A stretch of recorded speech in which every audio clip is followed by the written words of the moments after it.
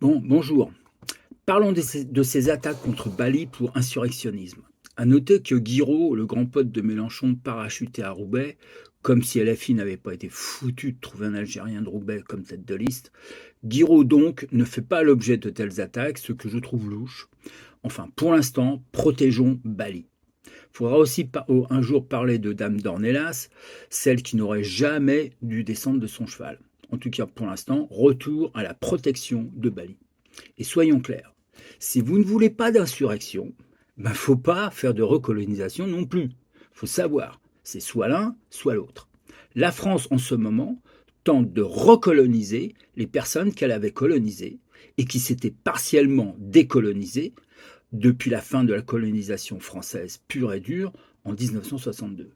Aujourd'hui, ceux qui avaient perdu en 62 veulent rétablir leur pouvoir colonial sur les autres.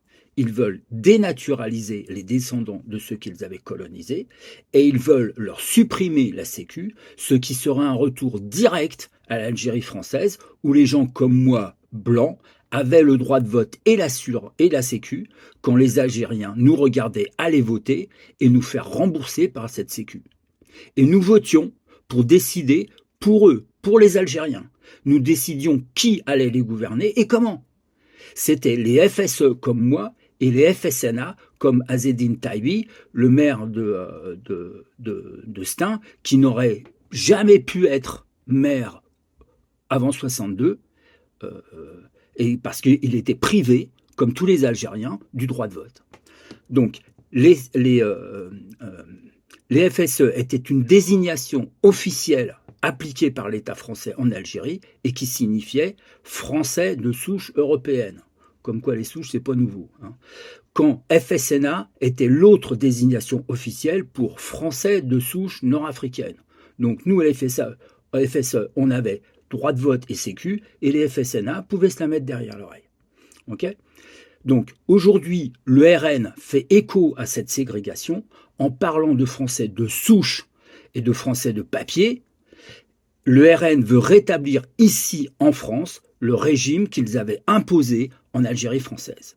C'est donc bien une tentative de recolonisation que la France pratique. Bon, dans l'histoire de France, ce n'est pas la première fois que la France tente de rétablir un régime colonial après l'avoir perdu. Cela s'est produit 2 fois auparavant, et chaque fois, cela a déclenché des insurrections. Donc des insurrections dont la France porte l'entière responsabilité. La plus récente de ces tentatives s'est produite en Indochine après 1945.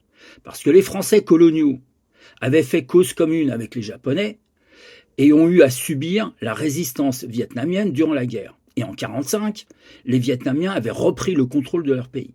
Le régime colonial s'était effondré et avait disparu. Mais la France ne l'a pas vu ainsi et décide de reprendre la main en Algérie en envoyant des troupes pour écraser la nouvelle administration vietnamienne. Aussitôt, la résistance vietnamienne reprend, elle reprend les armes et elle combat ce rétablissement de la colonisation. Cela s'est terminé par la défaite totale de l'armée coloniale française à Dien Bien Phu en 1954. La recolonisation, ça implique insurrection. Il faut être très clair là-dessus. Ok ? Donc, l'autre tentative de rétablissement de l'ordre colonial est plus ancienne, puisqu'elle date de Napoléon, quand cet abruti avait décidé de rétablir l'esclavage dans les colonies françaises des Antilles, Haïti en particulier. L'esclavage y avait été aboli par la révolte des esclaves et la Révolution française qui avait entériné cette abolition. Il l'avait fait passer dans la loi en 1794. Napoléon II envoie des troupes en 1802 et aussitôt les anciens esclaves reprennent évidemment le chemin de l'insurrection. C'est donc une insurrection dont la France est aussi totalement responsable. À Haïti, ce fut une raclée complète pour l'armée de Napoléon, tant mieux, et en 1804, Haïti proclame son indépendance. À la Martinique et à la Guadeloupe, par contre, il y eut aussi des insurrections, mais les troupes coloniales étaient plus nombreuses et la France y a rétabli l'esclavage pour ne l'abolir définitivement qu'en 1848. Les Antillais s'en souviennent et les Haïtiens aussi. Donc c'est clair, s'il y a recolonisation par la France, il y aura automatiquement des insurrections de la part des recolonisés. Recolonisation entraîne insurrection. Quand il n'y a pas de recolonisation par la France, il n'y a pas d'insurrection non plus, et les processus de décolonisation peuvent continuer. C'est donc à nous, Français non colonisés, de savoir si nous voulons jouer avec le feu ou pas. Mais si on se brûle, comme à Haïti ou en Indo, faudra pas venir se plaindre. On l'aura cherché. Il ne faut jamais s'amuser à recoloniser des gens, surtout ceux que l'on a colonisés autrefois. Ils nous connaissent, nous et nos conneries coloniales.